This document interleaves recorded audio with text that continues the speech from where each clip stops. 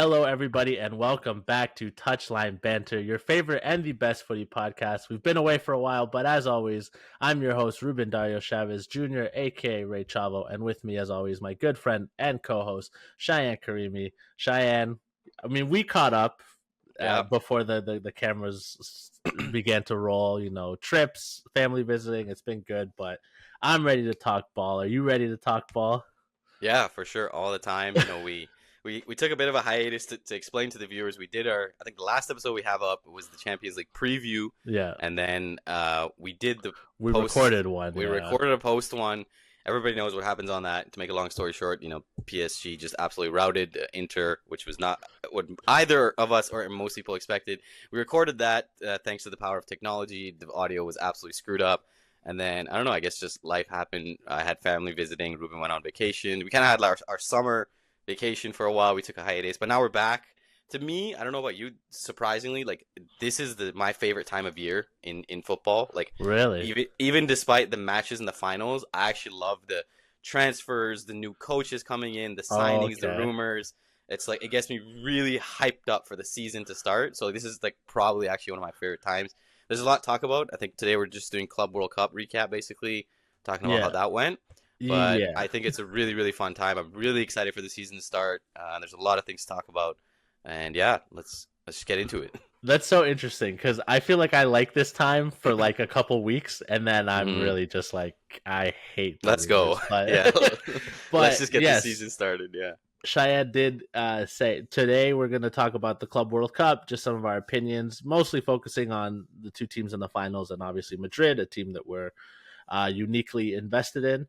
And then we're going to record another episode that it'll be strictly transfer based. We're going to talk about the moves that have happened, some that still haven't. Obviously, if you're a fan of football, you know that players like Šeško and Isak are still kind of up in the air as to whether or not they'll move. Even one player who we'll probably talk about in the Madrid portion of this, but Rodrigo, a lot of people are trying to link him to clubs. They're saying he's talking to clubs, but whatever. We'll get to that when we get to that. The Club World Cup, I guess we'll talk about whether or not it was a success, but it definitely happened. And at the end of it all, Chelsea is the best club in the world. Right? Yeah, that's it. That's it. Done. Works. Podcast over. Thank you for watching. They beat PSG pretty comprehensively, which no one really expected. No. I mean, you could argue maybe that PSG had a harder route to the finals because they played some quote-unquote bigger names, even if they made a lot of those games look fairly easy, whereas Chelsea they played a little bit more South American competition. Even the big names they played weren't names that are at the peak of their powers. But at the end of the day, Chelsea basically played a perfect game and frustrated Luis Enrique enough that he was getting into a fist fight at the end of the match. I forgot about that. Yeah, I completely forgot about that. Which not a great look for the coach. After the fact, he said he was just trying to break up the fight. I don't know. I look, I've said positive things about Luis Enrique on this podcast, and on the one that won't get released about the fallout, I did say like I was happy that he won because of what happened with him and his daughter and the touching tribute that the PSG's ultras did. It was all very beautiful. I do think he's a good person. I think that he suffers from a lot of the things that Barcelona coaches suffer, is that they don't know how to lose in a way that's like look, the Real Madrid fan base doesn't know how to lose, and like Florentino Perez is not a gracious loser, but usually the managers and the players have to handle losing pretty well because there is a bit of an expectation and like a heightened media focus. Barcelona players and coaches handle losing like a kid getting told that he has to go to bed. They just throw their toys out of the pram and just start crying. Like I've never seen a Barcelona coach take a loss and not have an excuse, not blow up or start to fucking whine. Like I've just never seen it. Like it's always like I will say this, like I don't think any team really like knows how to lose that well. I mean, like we're seeing it nowadays with Arsenal and Arteta just losing his mind after certain losses from the Pep school of tiki-taka football. We know we've spoken enough about Pep. I think Ancelotti's not the Real Madrid manager anymore. I think Ancelotti actually just his track record is usually a pretty good loser overall. I think Madrid generally the fans are just fans. They don't know how to lose usually. I'm at fault of that. I'm sure Ruben is as well. Oh, so But fuck. like, Yeah. just when the Lakers lose in the playoffs, you should Oh talk to my Ruben. god, it's the worst. SGA is a foul merchant. Yeah, I just start yelling. Yeah, but I don't know what it is. Not to make this about Barcelona, we're gonna quickly pass on this, but just something about them. It just reminds me of that clip when PK goes up to Modric and he's just like, "Are you ready to complain now?" And I'm like, "Oh, Luka, you just burned him so nice." And he's just like, "How many minutes? There's 5 minutes." Like, bro, just. Yeah. I don't know, man. That's what I mean. Every time. Anyway. But yeah, okay, let's get to the team that won. Chelsea. So obviously they're the best. No. Whether or not you think they're the best club in the world, does their performance at the Club World Cup, I guess like this is a two-part question. Does it give you more belief in their league campaign coming up this year? They're also going to be playing Champions League football, right? So there is more demands on the squad than there was last year when they were just doing Conference League. And do you think that this is kind of proving that their model works? I mean, this isn't part of the Club World Cup, but they've sold on Joao Felix to Al Nassr for like 40 million euros. Madueke is going to Arsenal. Like they've done some business. There's talks that Nicholas Jackson might also be moved on. And then you look at the players that have come through, like Cole Palmer. They've gotten Liam Delap, Joao Pedro, who had a great, like, everyone expected Liam Delap was going to come in and that was going to be his number 9 spot. And then you see Joao Pedro play, you're like, hold on. Like, maybe Delap is going to be holding the bench, or maybe they'll play a two up top, right? Like, you know, and give them some width. Like, who knows what they're going to be? Maresca's a pretty inventive coach. But do you have more faith in them going into this Premier League season to make a push for the title, or at least to stay top 4? And do you think it's proving that their model works? People were laughing at them for signing all these players and essentially not having a plan, but it kind of feels like the plan's coming good. Yeah, there's a lot to break down there with that question. With the competitions like this, I think you have to take it with a grain of salt to an extent. You have to look at the competition that they played. I know the final, when you look at it, it was basically full strength on either side. PSG basically played the same lineup they played in the Champions League final. Aside from Beraldo started at center back next to Marquinhos instead of I'm blanking on the guy's name, but anyway, we'll put him up. Yeah, they had the South American guy. Yeah. For Chelsea, it was the same thing. Ruben mentioned it. You know, you can argue that Chelsea had a bit of a easier route to the final, if you want to call it. I don't know. Like, it's you play who's in front of you. Like that is something that you have to think about. So, focusing specifically on this game, if I take it just at this game, yes, I would say this game convinced me more as Chelsea being a proper title contender this year than they were last year. It was basically a first half masterclass, especially from Cole Palmer. If I'm a City fan, and especially Pep Guardiola, my God, do I feel so shitty. Pacho was the player that was Pacho, exactly. But my God, do I feel so shitty selling this guy off and keeping Jack Grealish and Phil Foden. Like, holy shit. There are moves that franchises in general, like, you think about, it's like, oh, we sold this player, you know what I mean? And one that comes to mind right now, it's like when the Leafs back in the day, they traded for Andrew Raycroft and they gave a first-round pick to the Boston Bruins, and that turned out to be Tuukka Rask, who was one of the best goalies in NHL history, and he won like at least 2, or if not at least 1, probably 2 Stanley Cups. I really think this could be one of those transfers when City goes and says, like, damn, like, we really, like, fucked up there. But yeah, I don't think Chelsea could have played a better game in the first half. I'm not really sure what happened to PSG. It's kind of tough to put on it. I don't know if they kind of just came out and got punched in the mouth. It was like quick, just 2 goals, 22nd minute, 30th minute, and then Joao Pedro, in the 43rd minute. So at halftime, you're already down 3-0. Players who really stood out to me in this one, I think it would have to be, let me just pull it up quickly. Caicedo looked really good. Enzo Fernandez surprisingly has hit like some sort of Enzo Fernandez he's not been well loved by this podcast, but I have put my hands up and say I called him overrated. Hey, he was one of the most overrated players, especially in terms of his transfer tag. He's looked good. We know Cole Palmer João Pedro was a signing that I was a little confused about because he's not really like an out and out striker. He's kind of like a hybrid winger, left forward, right forward type of player. He doesn't fit that sole striker role, but again, they're linked with like another striker as well, and they already have Nkunku, and they signed Liam Delap, so they look good. And yeah, overall, I would say based off their Club World Cup performance, I would say if you just take that in that box and you look at it and the final performance, I would say yes. But overall, I would say if you just look at their trajectory, they're slowly like they've been going up as well. Now to your second question about if the model is working, yes, I think it is working, and you have to look at Newcastle right now, who comes to mind, because basically, for whatever reason, if you want to call it, Newcastle fans will say it's, the Premier League is rigged. It's the influence from the top teams like Liverpool, City, Arsenal, Chelsea, etc., who don't want another big player coming in.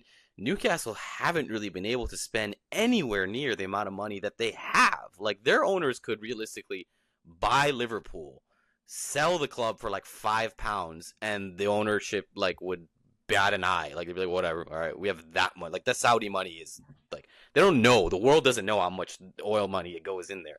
So Chelsea, they realized this a few years ago. They had the transfer ban, and then they obviously signed a whole bunch of players, and they had basically 3 teams. And yeah, we were laughing at them. We were saying, who are all these players like, like Malo Gusto and even Cucurella and players like Madueke who've gone.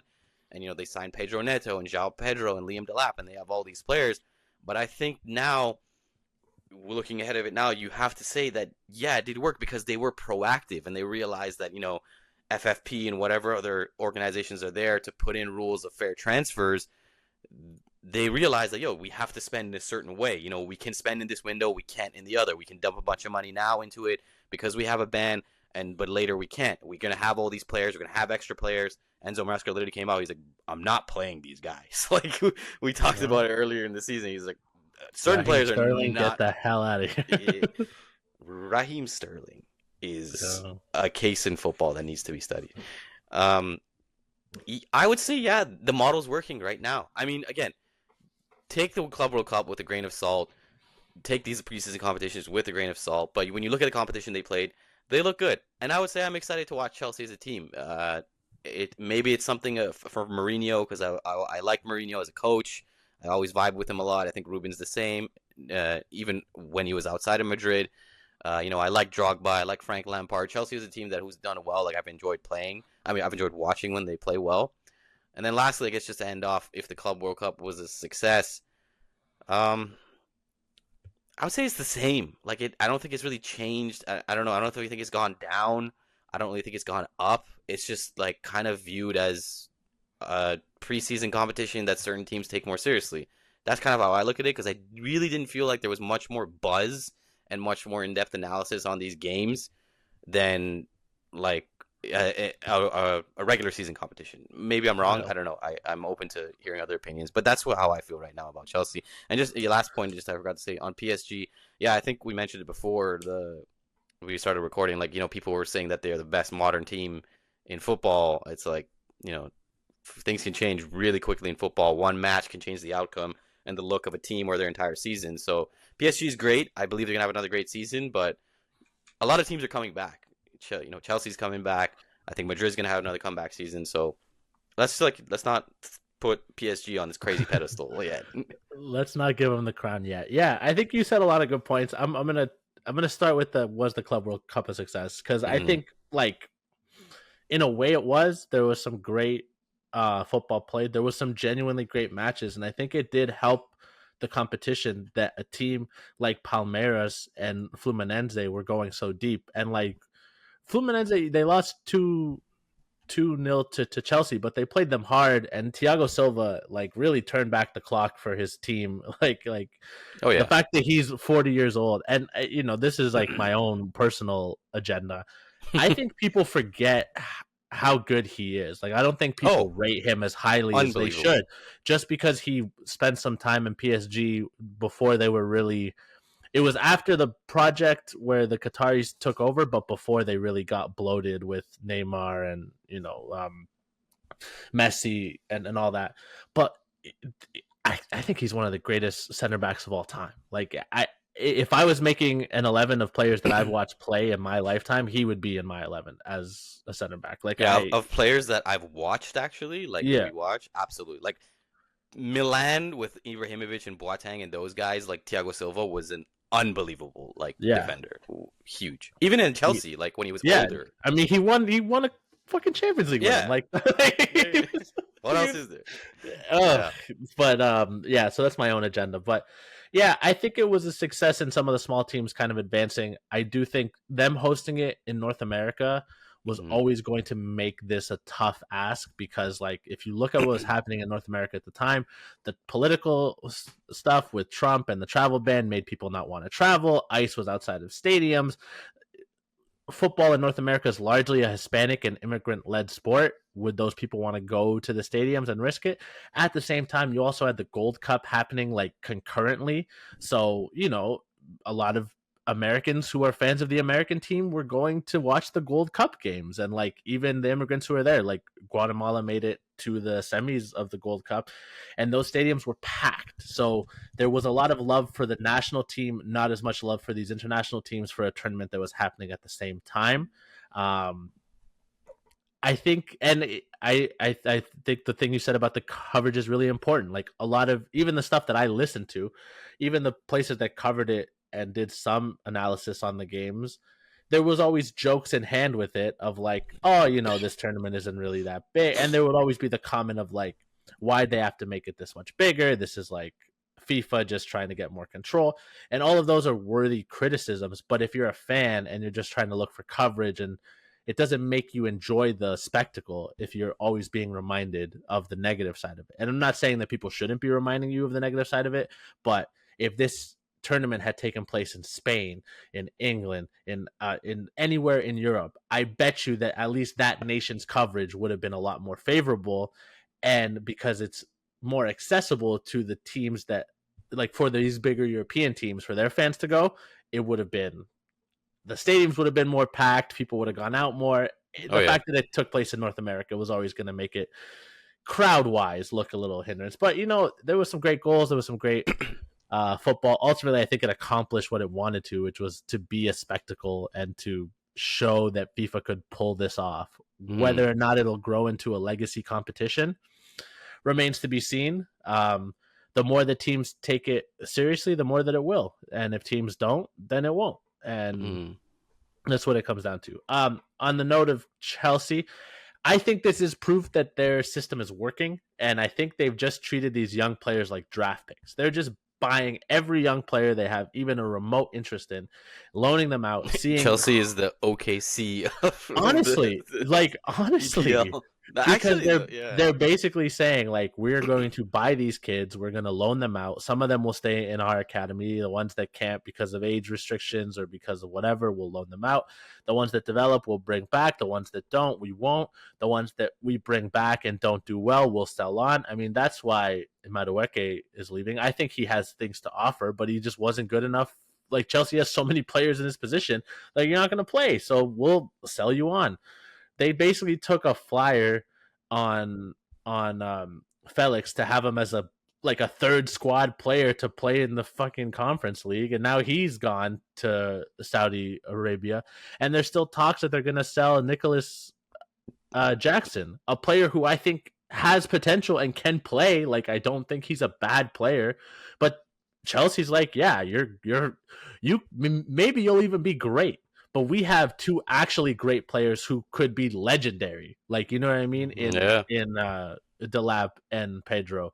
So they're like, you're kind of surplus to requirements. Like, and is it fair for the players? No. Is it a good way to do business for me, like in terms of the humanity of these players and their careers? Probably not. But if you're Chelsea, you're like, we're taking as many bites at the apple as we can, and it's much cheaper to buy the kid when he's an academy prospect or a youth prospect coming out of like some club in South America or the Netherlands or Africa or wherever, and then we'll sell him on for even twice his value, or we'll take a little bit of a loss than it is to buy him when they hit the peak of what they're going to be. So it's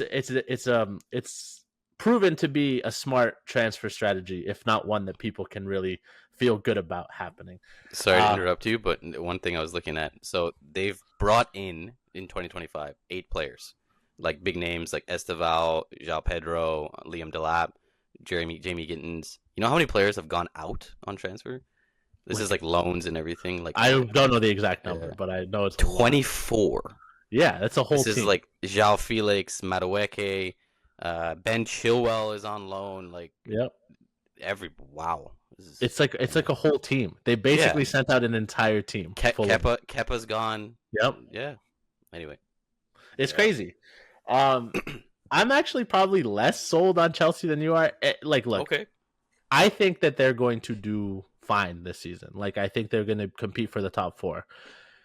I don't know if I see them making a realistic push for the title, or even like, there's a chance they don't get any silverware. Part of that's not even in their hands. Like, I think Liverpool really, we're doing the transfer episode next. And what Liverpool has done in the transfer market is basically, in my mind, solidified them to be the favorites next year.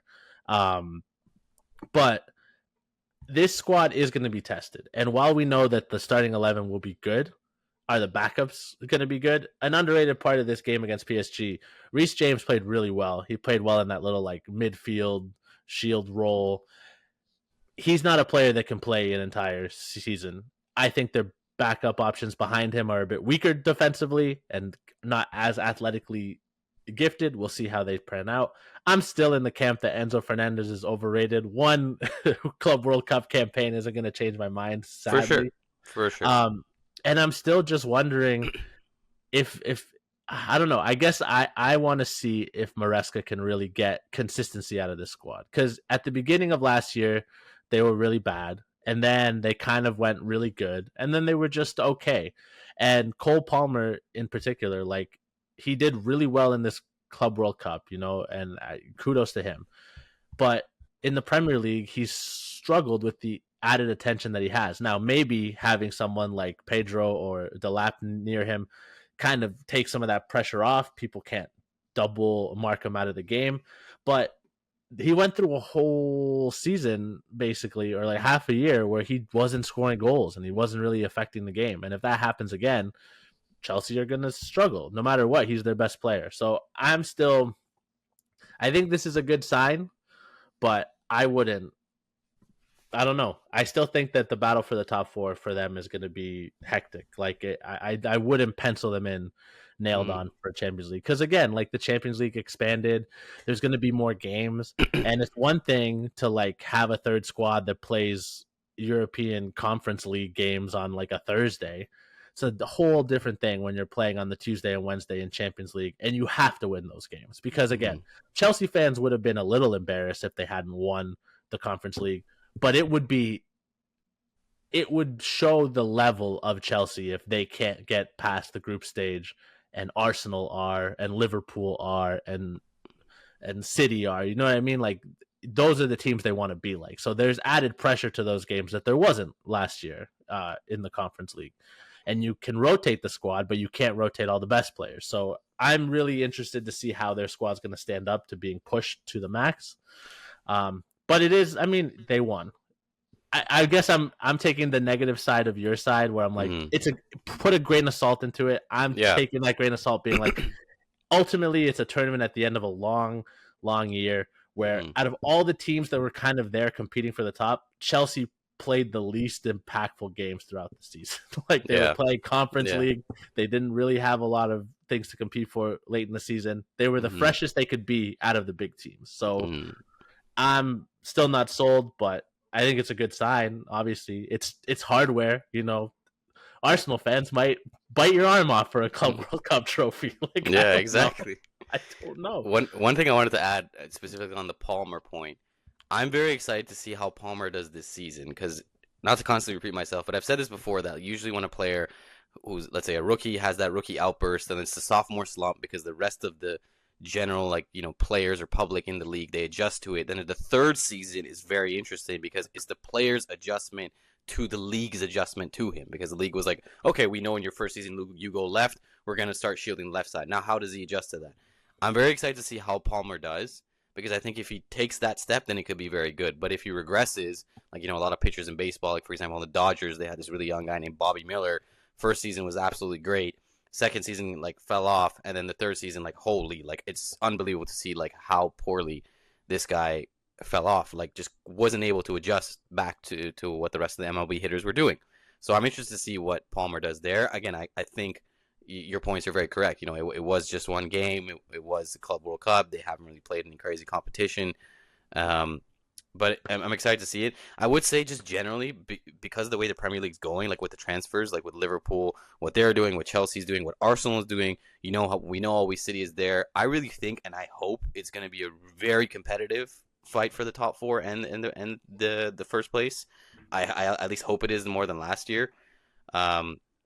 But the one question I wanted to ask right now, like we kind of touched on in the beginning, do you think this is a big deal with the whole stuff at the end, the fight with Enrique? Do you think this is a really bad look on PSG? Do you think like Yeah, the loss is bad? Like, is it a big deal for PSG the way they lost? look, I think you nailed it that people were trying to crown them very early, and the reality of modern football, and it would be nice to even talk to like parents or people that older than our parents, like how did it used to be like when your team would play a match and then it would be like a full week before you saw them again, like Yeah, because European competitions were so small that like only like one team per country played in the European competition. So you would see Chelsea play on a Sunday and you weren't going to see them play until the next week. Like you're gonna have to sit in that loss, and like maybe if there's like a cup game in the middle of the season, in the middle of the week, but even still, that's like 2 games every week. Like nowadays, it feels like teams are playing 3 or 4 games a week, and like every 2 weeks, it's like you're playing 6. Like, yeah. so I think it's the natural reaction of everybody to kind of knee jerk too strong both ways. I think it's a bad look for Enrique, but I think like again, you did make a good point. No one handles losing well. Klopp was famously a pretty explosive person after a loss. Like, Oh yeah, yeah. who doesn't handle it well? I like who does handle it well. I think it was clear that PSG expected to win that game. I think their behavior afterwards and during the game dictated. I mean, when I forget who it was, I look it up real quick because it's whoever got the red card. Oh fuck! Jean When Neves. when Neves pulled Cucurella's hair, I was like, oh, head gone. Like Yeah, but yeah. like it, like they just got overwhelmed, and they were like, I'm going to talk about this more when we talk about the Madrid part, but like I think Chelsea's game plan was exactly what Xavi was trying to do, except Very Chelsea good point. didn't Very have good point. didn't have 2 center backs that just imploded on themselves, which we'll talk about in a bit. But like it was the same kind of plan. So they just sat deep. I mean, right off the kickoff, Chelsea basically just did what PSG do. They kicked Mm-hmm. the ball towards them and pressed them and didn't let the Mm-hmm. counter press come on them. Like they just knew exactly what PSG were going to do, and PSG, whether they didn't have a counterpunch or whether the counterpunch they just couldn't execute because they were tired. I will say the PSG players look pretty, like Kvaratskhelia had a pretty bad game. Dembele was kind of whatever. Like it looked poor, but I don't know if it was poor because the strategy was poor or because physically they just couldn't give any more. It Mm-hmm. just looked bad. I don't look, the same reason why I think Chelsea came into this game fresh is the same reason why PSG will have a chance in the Champions League next year. Ligue 1 is kind of, I'm not going to call it a farmers league because PSG are a team that have won the European competition, so you can't they now from now on until the rest of the time they're a European champion, but it's easier for them during the week. Like no one's expecting them to lose Ligue 1 or Yeah. the Like, let's Coupe be de honest. France. Like League On is a competitive league. There's quality teams, but the Lyons, the Marseilles, et cetera, are not the teams that they were when me and No, Ruben were kids. Like, it's a different league now. yeah. Yeah. So they'll always be fresher for these Champions League games. So I think they'll have a chance. I don't think this team is broken, but I forget which player was on PSG, or even if it was a PSG player. But I heard someone say basically like PSG before they won the Champions League, everybody, and we kind of expected it a little bit before the final. Like Mm-hmm. you said you thought Inter was going to win. I said that I wanted Inter to win, but PSG was going to win. I thought they were going to edge it out. It Mm-hmm. ended up being a rout. But the difference is, before PSG won that, we all expected, where's the PSG collapse? Where's the 3 goals they're going to surrender? Where's the moment where it's all going to fall apart because they can't get it over the line? That doesn't exist anymore. But that also changes how teams see you. Now it's not their bottle jobs. Now it's, this is one of the best teams in Europe. We're going to prepare like it is. We know that they can win, so we have to beat them. And that's the difference. When you go from a team that people don't believe can win and beat them to a team that they know they have to respect, that changes everything, man. Yeah. Like, this isn't the same PSG that Rashford scored like a hat trick on to 100%. send them home. You know what I mean? 100%. It just can't be. Yeah. You're no longer the underdog. You're no longer that boxer who's coming up, who people don't know what to expect, and you have that, like, you know, punching power or whatever. The only thing I wanted to add on this is, I kind of view it like when you're riding a high, and PSG was on an insane high. They won the Champions League, they won the quadruple treble, whatever it was. They routed Real Madrid. So you're going into this, Ruben said it perfect, they expected to win. So I feel like when you're on just up, and then you get punched in the mouth, like a bad thing happens to you, I think it's kind of human nature to really react poorly. You see it a lot of times in, like, fighting. Like, for example, when Anthony Joshua lost to Alexander Usyk in, like, the first or second fight, like, you get a really weird and odd, like, post-fight, like, interview saying, like, some weird stuff about, like, the Ukraine-Russian war. I think he just kind of, like, wasn't really there after the loss. So I think, like, it was just a lot. They were on such a high, and they didn't expect to, not only expect to lose, but lose in that fashion. So it was like, yeah, like, screw this. We're just going to, like, unleash all the emotions we have. I think that's kind of how I view it. Yeah. I think they're still going to be a favorite for the Champions League next year. They have to be. They're the holders. But, hey, look at Man City. You know, they didn't defend the title the year after. The wheels fell off. That can always happen. And everyone's praising this PSG side as no egos. Everyone works hard. Everyone presses. Yeah, that works until, you know, what if Kvaratskhelia or Dembele or Neves or Mendes or whoever wins a Ballon d'Or, and then suddenly, why am I getting paid the same as these other guys? I'm the Ballon d'Or winner. Like that. And I'm not saying, like, look, that's part of what's destroying the Real Madrid locker room, if you believe the reports, is ego. These are the most competitive people. It can't be that. These are the most competitive people on the planet who have been told their whole life they're the best things to happen to anybody that's been around them. So things can change in a moment. But let's move on to Real Madrid. Yeah. We spent 30 minutes. You know, kudos to Chelsea.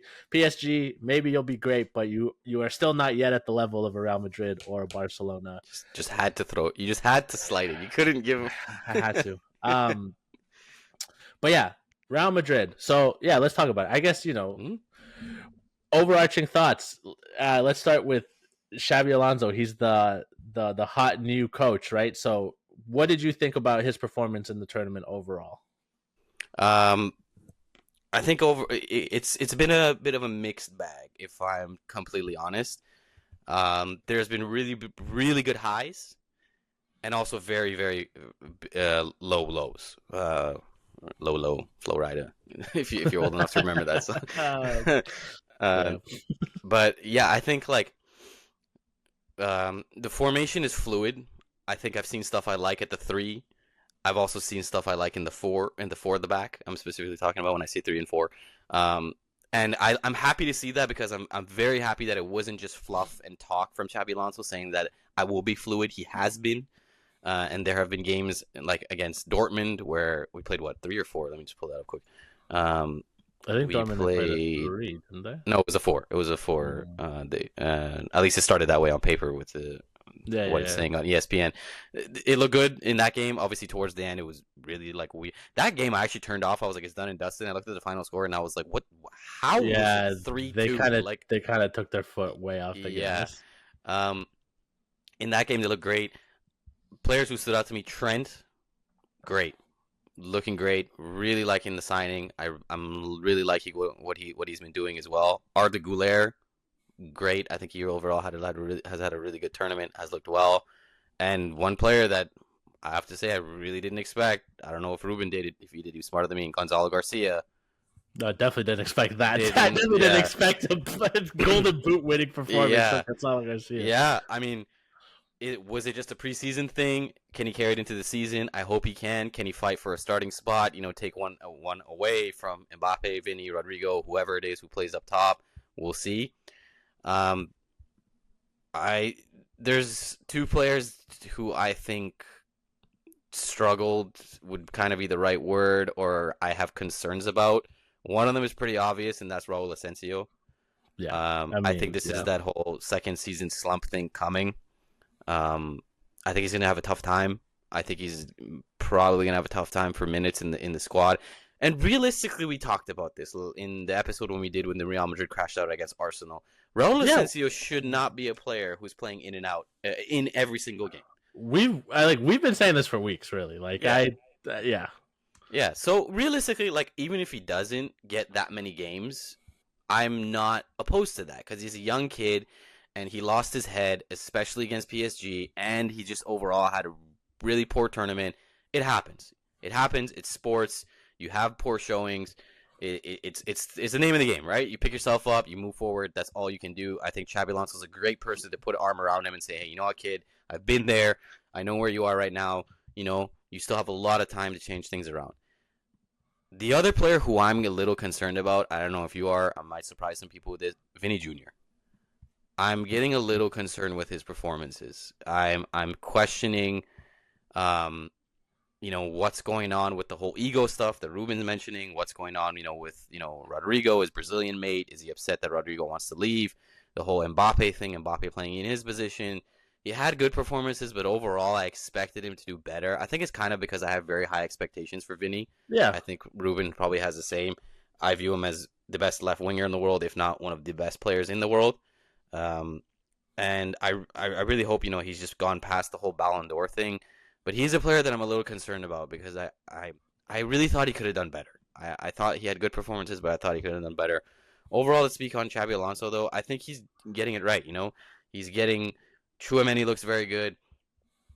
He had good performances. I think he's shaping the midfield back into something that's being a lot more cohesive. And in the games, we saw it. Just the general rhetoric in the public again, talking about Real Madrid when they had good performances was whoa, this is a new Madrid. This isn't comeback, pragmatism, vibes, power, friendship. This is tactics, good passing, slick movements. Crosses in from Trent and Fran Garcia was a player who we were I think we're good. We don't mind if he leaves. I think he had a really good tournament. I'm excited to see how Carreras does because I think we haven't seen him play, or at least I haven't. I think he came in late. So yeah. Overall, it was a mixed bag. It's a mixed bag, but I would say I would like to hear your thoughts on those. I'm concerned specifically about Asensio and Vinny. Those are the two players that kind of just come to mind right now for me. But I'm very excited. On the other hand, to polarize it, I'm very, very excited to see how Alonso does with this system. Because I think we can play a 3 and we can play a 4. So we're fluid now. It's not just let's just chuck players on and people figure it out. We have systems in now. I do like that we have systems. And again, I think those systems help the players that are less talented, which is where Ancelotti struggled. Look, I don't know how talented Gonzalo Garcia is going to be. What I do know is Xabi himself already compared him to Raul in the way that he can find space in the places that he moves, and that's a pretty lofty comparison. What I do trust Xabi to do that Ancelotti just didn't seem to is rotate the squad and get these young players minutes and put them in situations where they know exactly what their remit is and they can do better because of it. Look, I think Fran Garcia had the tournament of his life. If you're talking about players that stood out and that had a good tournament and that proved that they have a place in the squad, he might be number one on the ballot because his future was really in flux and he played really great. Now, you saw what happened when the level went up a step beyond his capability, and that was the PSG. Now, some of that was the midfield got weak, and I'm going to talk about that in some of what I'm going to say. I do think Fran Garcia is not a player that we should be starting Champions League nights. I do think Fran Garcia is a player that can win you week 20, 30 of La Liga when you're going to have to rotate the squad and you're playing Getafe. Because so just you'd prefer Carreras? Or yeah. Okay. Or even Mendy if he's healthy, but you can't even trust Mendy to be okay. I would sell Mendy, but I think Carreras, from what I've seen and what I've like heard and read about him, he has the potential to be kind of offense defense in a way that Fran Garcia can't. Fran Garcia Hmm. is more just offense, Hmm. and I think he's more talented than Fran Garcia in the offensive side of the ball. It's just a Right. matter of if he can do it now that the competition's a level above what it was in the Portuguese league. And maybe Hmm. he can't. And maybe Fran Garcia ends up being the best choice at left back. I'm open to it. I just think that in that PSG game and whenever we play higher competition, that's when you start to see Fran Garcia get a little more frustrated and moved out of the game a bit more. Hmm. Um, Speaking on another player, like I think Goulet had a great tournament overall. Worries me how poorly he played against PSG. Again, he got bullied off the ball, outmuscled. He wasn't a factor, and that's where the trouble's going to be. So it seems like he doesn't really want to play on the right wing. It seems he thinks his better position's in the middle, and Xavi also agrees. That means the midfield is going to have to be changed a bit, or we're going to have to do two up top, which worked, but then one of the big threes have to be dropped. These are choices that I trust Alonso to make. It seems like he's open to make them. I do think the PSG game, while I don't like some of how it went through, I can't blame Alonso too much for two horrible mistakes from his center backs. And the fact that he felt probably, well, I have to play Vinny, I have to play Mbappe now that he's fit, and I have to play Garcia because he's been so good. I hope that he gets to the point, or maybe that game showed the board sometimes people are going to have to be dropped. Because in that game, I think if you really want to start Mbappe because he's healthy and you think that he'll be in form, then you have to drop Vinny. Honestly, like you do. And I guess that's where I'll start with the first player that you were worried about. Because while I am concerned for Goulet, he's a kid, and I do think that physically he'll develop and his role will be defined, and Xabi still has to kind of decide where he's going to want to put him, and we'll have to grow with that and see that. I'm not worried about Goulet. If anything, I think these games showed that Xabi has a plan for Hmm. Goulet, and it'll be up to Goulet to reach it. And I do think Yeah. Goulet has the talent to reach it, and some of the passes that he had in the final third were insane. So kudos to him. He had a great tournament. I am worried about Vinicius, and it's hard for me to say that he's been my favorite player, and very much like Cheyenne said, I had him as the best left winger in the world. I had him as one of the best players in the world. Like I believed that we didn't even need Mbappe, and a part of me still believes that we could have had this team without Mbappe, and it would be Vinicius and Rodrigo, and now Gonzalo Garcia apparently, or Endrick, or a striker that we buy like Isaac, or someone that is actually just a number 9. I think. Sorry to interrupt you again, but No, go ahead. I really think I had this sentiment. We've said it before, and I really think both me and Ruben would be on the same page. I really think if it was getting in someone like an Isak or a Gyökeres or an Osimhen, even who's someone I really don't know why other teams aren't going for as much, Yeah. we would prefer it to Mbappe. Yeah. We needed a striker. We didn't need a hybrid striking left winger. Anyway, 100%. sorry to interrupt. But I am worried because the truth of the matter is, if this is still Ballon d'Or hangover, will he ever get past it? Because this is basically, we're going to verge on a year. And if you're not past it now, what's it going to take to get past it? If it really is Mbappe coming in, and, if the reports are to be believed, he wants to make more than Mbappe, the ego thing, the battle for the room. I have bad news for Vinicius. Despite the fact that he's done more for Real Madrid than Mbappe has done, Mbappe is Florentino's pet project. There is no future where Mbappe gets sold. That's not happening. So if it becomes a battle between who we're going to sell, Vinicius or Mbappe, it's going to be Vinicius. And based on this last season, even in a bad season for Mbappe, we all agreed it was a bad season. Mbappe won the European Golden Boot. So it's hard to make the argument right now that Vinicius is a better player than Mbappe. Because on form right now, Mbappe's probably better. But it's frustrating because when Mbappe wasn't playing in the Club World Cup, you saw a bit more of Vinicius tracking back to defend. You saw a bit more of the passes. He was linking up well with Bellingham and Garcia. Like, it's there. But why does he not want to do it when Mbappe's out there? That's where it's going to be up to Xabi to either fix it or to just go to the board and say, okay, like, I just think it's not tenable. Like, one of these guys has to go, or I'm going to have to alternate the games that they play. And I hope it doesn't get there. I hope that they can figure it out. Like, I really do hope that they can look at each other and realize, like, we're playing in the best team in the world. There was always going to be more competition brought in for spots, whether it was Mbappe now or some kid who's playing left wing in fucking Flamengo who's 16, who Perez is going to buy 2 years from now. Like, it was always going to come. Like, it's not like, okay, Vinny, you've had a couple good seasons. You're going to be our left winger now until you fucking go into the grave. This is a team that moved on from Cristiano Ronaldo. Like, Ronaldo wanted more money. He wanted a salary that was comparable to Messi. And Florentino Perez like, we're not doing it. We just can't afford to. It's not in our remit. Vinny was the replacement. Yeah. And there was a point when Benzema was like, "Don't pass to this guy. He sucks." Yeah. Yeah. So, but I am worried because it seems now it's a mental block and it's a squad chemistry thing. The one thing that gives me some hope is the fact that realistically they had like 3 training sessions before this thing kicked off. They haven't really had a vacation. Right now is vacation time. They're going to be brought back to the squad to train soon. And then that's when Xabi Alonso's management will really come to shine and we'll really see what he's going to get out of this team. So I'm worried. It's the most worried I've been.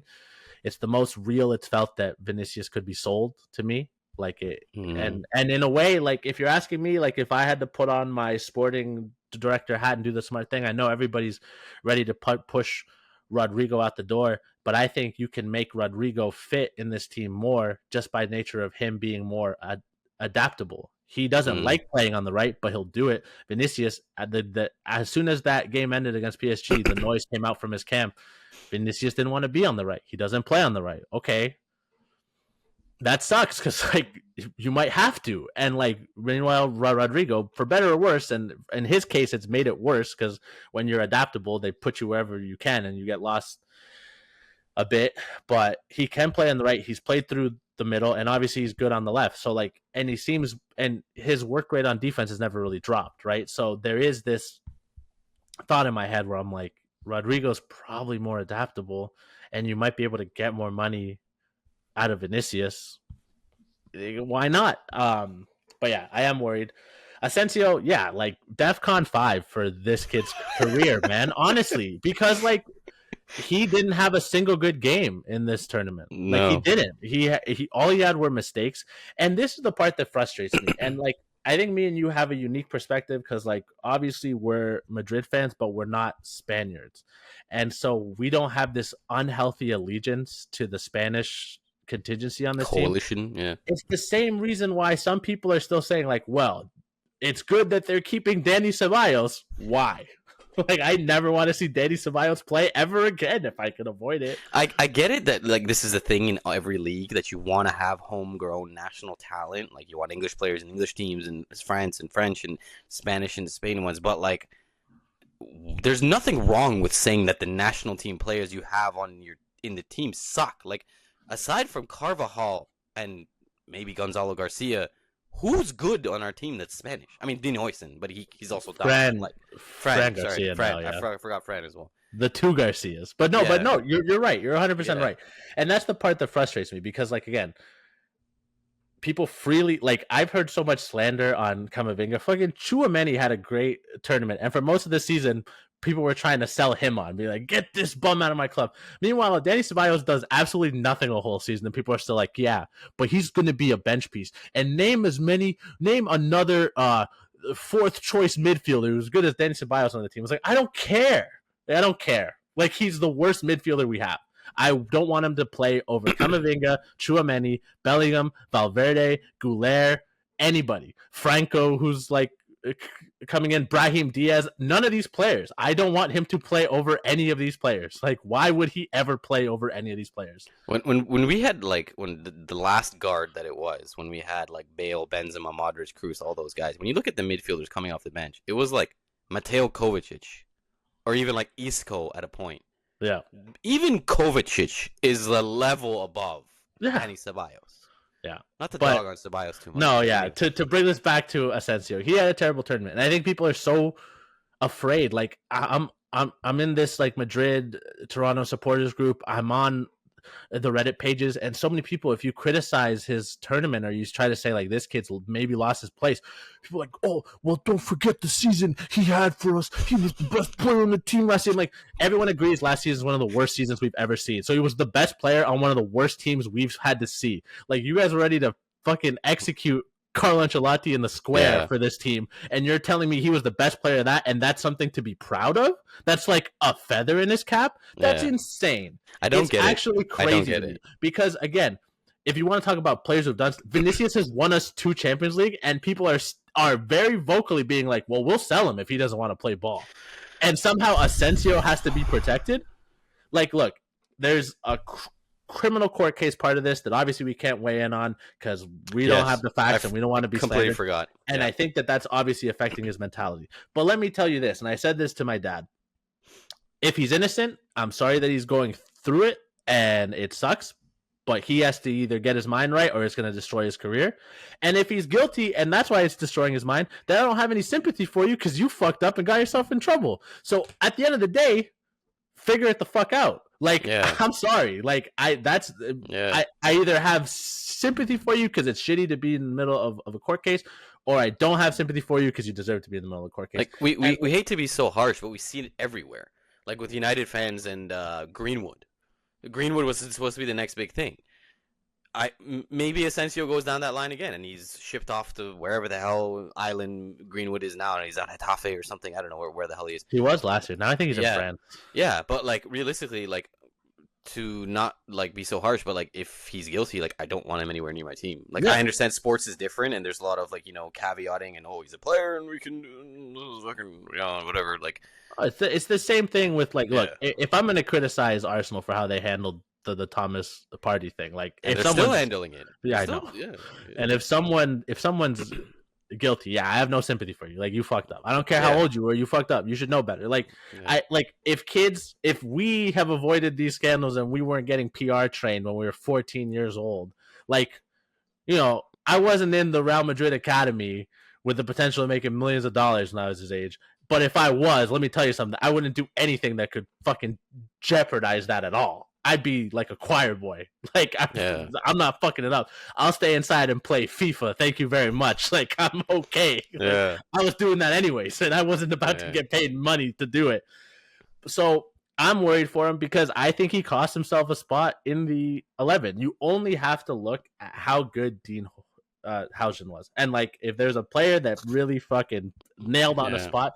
I forgot to mention. I forgot to mention him. Okay. But like, burying the lead, Ruben will take this one. But wow. That kid, it looks like, everyone was wondering, who's the next Sergio Ramos? Look, he doesn't play like Ramos. He's not as explosive. Like, obviously, he doesn't have that temperament. What he does have is the balls of steel. The kid was so calm on the ball, never rushed. He was playing for Bournemouth. Like, I want people to sink that in because, like, again, we're giving Asensio a pass because he came up from the youth team. Asensio knew that his path was Real Madrid. And while Dean may have wanted to play for Real Madrid, transfers are what they are, and he could have easily gone somewhere else. He was playing for fucking Bournemouth.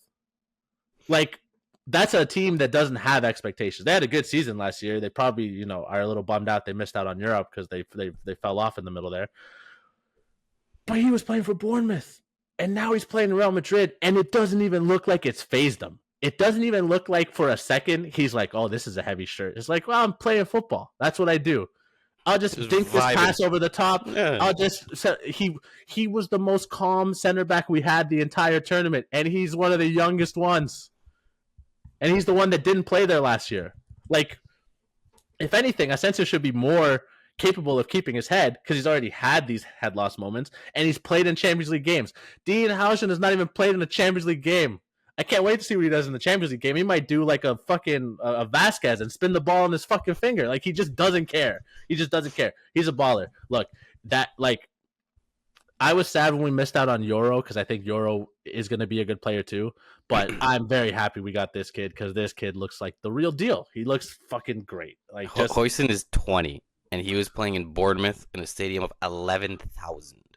And this guy's literally coming in and playing like 70-yard through balls, and I'm like, what the hell? Like, yeah, he looked comfortable. So he's nailed on his spot. I think the only question now is how much Rudiger's going to play beside him if Militao can come back because To me, Asensio, he's gonna have to earn Alonso's trust, and so far he hasn't. Like, Yeah. say whatever you want, Madrid probably lose that PSG game no matter what. Like, even without those 2 errors, PSG were playing really well. They came out Yeah. for that game. They obviously wanted to prove a point. That game has a different shape if Asensio doesn't do what he did, and if Rudiger didn't do what he did. For sure. Question I wanted to ask you, which is it popped into my head after watching these and looking at the formations of the players. Okay, if I was like sporting director, okay, let's say I can do this, and let's say just for argument's sake, hypothetical, Asensio is found not guilty.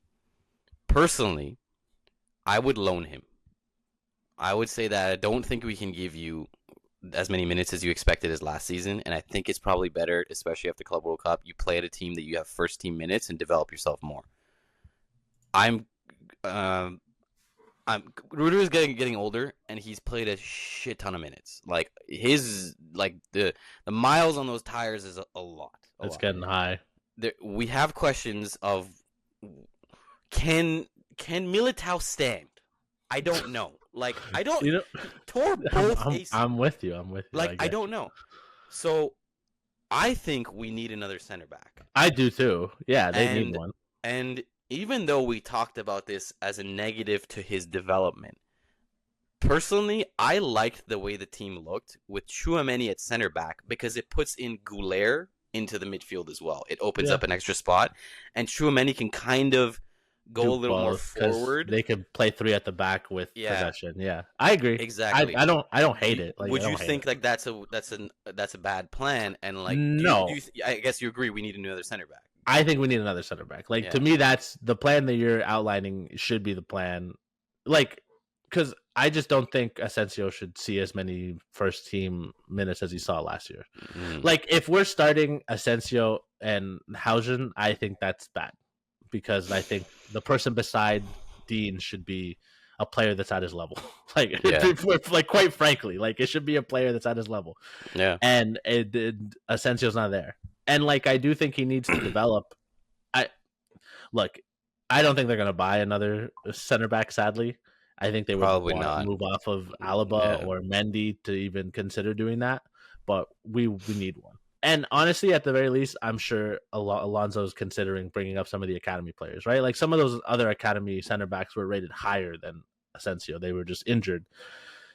Which, maybe look at that. I mean, like, what did you think of? What did you think of Jacobo Ramon? Like, you've had a couple games. Do you even have an opinion on him right now? It's hard to say. Like, he always got thrown into these weird games where it's like so much changed around him. I think he's okay. Like, again, I think everybody just wanted to glom on to Asensio because it was a tough year, and he did enough of the Sergio Ramos like things. Like he was snapping into tackles, he was really animated, he was angry, and he was clearly playing with his heart. And that's fine until playing with your heart turns into playing dumb. Like, and this is where I get mad. Like, people are quick to criticize that when Vinicius does it because he's not from Spain. But when Asensio does it, we're somehow supposed to understand as part of his development. And I'm like, it can't be both. Like, if we're expected to win every game, then his mistakes are equal to Vinicius to me. Like, I don't care. Like, I understand he's younger. And do I want him to have a good career? Yeah, like if he's going to be in Madrid, I want him to have the best career he possibly can. But there's a reason why they don't play a lot of academy kids, because if you're not ready to hack it, you're costing us games. Oh, and for sure. At the end of the day, Alonso isn't going to be kept on for how he develops academy players. Alonso is going to be kept on by how many trophies he wins. So to me, I think your plan is great. I do think that we'll see some of Tchouaméni at center back. Like, I'm sure he's very happy with the role that Alonso has given him, which is basically like, hey, like, you're kind of my guy in the middle. You're like Granit Xhaka. Like, I'm trusting a lot in you. Yeah. But if there's a player who's going to do well, it's going to be Tchouaméni. I hate to sound like such a hypocrite because it's something that both of us talked about when we were slagging, like, Fiorentino Perez for the lack of signings, that, Tchouaméni playing at center back and Valverde playing at right back and Camavinga going to left back has hindered their development because they haven't been able to, and Ancelotti or whoever was managing, but specifically Ancelotti wasn't able to play them in the positions that get the best out of them. But it's weird, like, he's worked there. Chouameni, and it's almost like because he's the ball playing defender in the middle who goes up, so he's kind of hybrid in between the defense and the thing, and then it's a 3, right? Because you have an extra guy next to you, so Yeah. because you have Hoyson and Rudiger, and again, I like it because it opens an extra midfield spot, whether that's Goulet, whether that's Kamavinga. It's interesting. So there's a lot we're worried about, but there's also a lot I'm Yeah. excited about. We're hitting about the hour mark. I think I touched on everything that you said. I do fall, like, I want people to know I am very positive about this season. Like, I do For think, sure, like, absolutely huge. I think Madrid are gonna win La Liga at the very least. Like, I'm not impressed with Barcelona. Like, I'm just not. I'll tell anybody that for free. And, like, Yeah. Marcus Rashford is their big signing of the offseason. Then, like, And please, did you see the performance? yeah.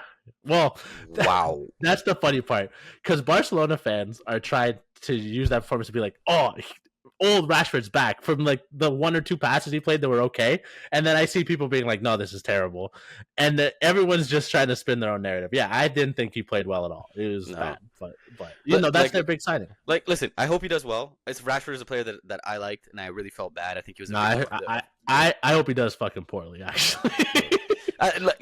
Yeah, like for Barcelona, like I hope he does poorly. But as a player, like he's someone that like I've always felt bad. I felt like he was a victim of the United the system, and he always helped out, with the community. And I felt like he could have hit heights that it was his fault and the system's fault. But because I just don't like how people are like, oh, he doesn't deserve this move and blah blah. It's like, it's a loan with no option to buy. It's funny because, like, Adama Traore played for Barcelona. People are going so heavy on it because, like, I agree on balance. Like, the thing that is not clocking to people, to quote Justin Bieber, weirdly, is that, like, Barcelona don't have money. Like, if they had money and they could register players, they would have Nico Williams. Oh, but because people think that Barcelona is, like, the best team in the world again, people are like, oh, you have to be the best to play for them. Like, not really. Like, Kubarsi's still there for anybody who wants to remember my agenda against him. So, like, this season's gonna be fun. Oh, I can't wait. So, like, Rashford's at that level, and, like, yeah, you said it perfectly. Like, they signed Adama Traore on a loan deal for a bit. So Adama Traore deserves Martin Braithwaite was their fucking number 9 for a bit. Like, this is not a serious club, and people keep trying to treat it like it's a serious club, which is the hilarious part. So, like, yeah, did Marcus Rashford deserve the move to, like, 2011 Pep Guardiola Barcelona? No. Is that this Barcelona? No. So he deserves a loan with no option to buy move to be a bench piece. Like, he's not going to start over Rafinha. And Flick already said, I'm not playing him as a 9. So he's basically just a bench player. Yeah, that's like, it. That's all he is. Yeah, so I don't get this whole, hand holding and pro clutching, whatever the expression is. It's like, what if he doesn't deserve? It's like, I know we got to end off. Just 2 quick points. If there ever you sometimes look at a player on a team, and then specifically in football, you look at the jerseys and you're like, damn, this was a rough time for you. Yeah. Martin Braithwaite in those ugly ass, like, different pattern Barcelona. Yeah, the Barca jerseys. That was rough. Not saying like Madrid haven't had, every team goes through rough times and like terrible players and et cetera, et cetera. But wow, that was rough. To end off on a fun note, one thing I wanted to ask you, I really think these season's jerseys peak. Yeah, peak. Jerseys. I like them a lot. All of them. Last season we were like, we had to talk ourselves into liking. I don't think they've released the third one, like the blue one, yet. I might be wrong. But the home and away. Yeah, I both. I like both. The home first, like, a little better, but they're both absolutely beautiful. The throwback with the yellow. I kind of want the home in a long sleeve. You know what I mean? Like that. Oh yeah. The home, because it's that throwback to like the first season with Ronaldo and what was it, 08, 09 or whatever. But I really like the colors of the away, and the third kit is apparently going to be like a blue one, which I always like blue. Yeah, apparently it's going to be a blue, which looks cool. Yeah. So I'm probably buying all 3. If not 2. Look. Yeah, I know people are divided sometimes on if you should get jerseys with names and numbers on the back if you're Mm. like an adult or whatever. But I really want a Valverde Oh jersey. yeah, yeah. I mean, he's the one I'm getting, and I'm probably just gonna get Vinny one because I don't have one. So Yeah, I don't yeah, have a Vinny one either, and it feels like time might be ticking down on that. yeah, yeah. Sadly. Um, Please, no. Please not. No, I, no. Let's go again. And to end on a positive note, I will agree yeah. with you. I thought Trent did well. I know like Mm, defensively there was some lapses there, but like we brought him in for the ball playing ability, and I do think if we sort out this like the center backs, and if Chouameni keeps playing at the level that it seems he can play, like he'll have coverage on that side. So like I don't really like it's not an issue. I don't know. I was very encouraged, and like when we had the possession, it looked more purposeful. Passing mm, triangles, moves, like it wasn't just like we're gonna huck the ball up to Vinicius and pray. Like there was a strategy, mm. and I enjoyed that as opposed to last year. No offense to a great coach and Carlo Ancelotti, just his time kind of came to an end. But I like again, it's early days. It's July 30th, but I think that we have everything. We have all the tools that we need to win the league, the Copa del Rey, and to make a run in the Champions League. I don't know for Yeah, Champions League, like it's hard to say because we don't know how this team's going to look. But in terms of winning La Liga, yeah, like I don't. yeah. I think I think we should win that. knockout competitions always anything can happen. We've seen it before. La Liga, I think La Liga, Copa del Rey, like we absolutely definitely should be favorites, and we definitely should win.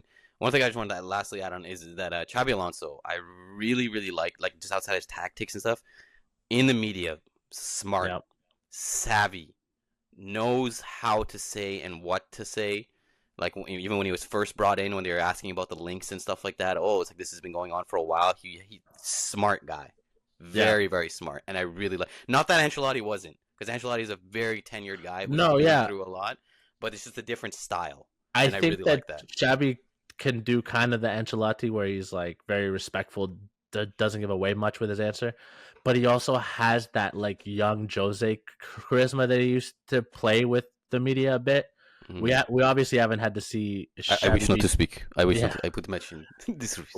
We haven't seen Xabi have to be too combative, Yeah. but like he does have a bit of that. I think I am the special one, the Mm, 101, kind of like he just has a vibe to him. Yeah, mm, he I like it. definitely is handling the media well. Yeah, so yeah, that's Anyway, the first episode back. We gave you our thoughts on Chelsea, PSG, and Real Madrid. The next one will be strictly transfer based. I mean, we didn't even talk about Rodrigo on this one, so maybe we talked yeah, about him a little, but in the next episode, maybe we'll talk about some of the teams he's been linked to for better or worse. But yeah, so it's going to be more moves that have happened and our quick thoughts on them. Maybe we'll go in depth on the Jokeres move for sure, because I think that one has the yeah. potential to That kind one's of be huge. Yeah. biggest. Is Arsenal the have their number 9.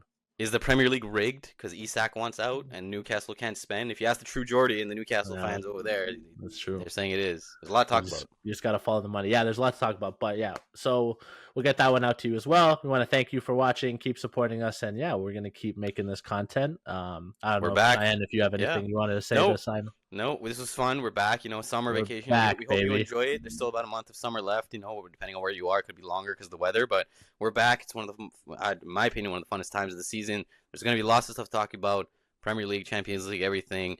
We're going to talk, just how it's going to be great to be a football fan again, and why Real Madrid is going to win every single competition. And this is going to get That's clipped, and I'm it. going to get That's and I'm going to it.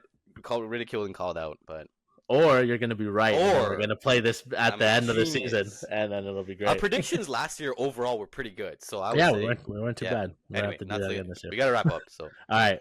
thank you so Well, much, guys. we'll see you guys next time here at Touchline Banter. Peace. Peace.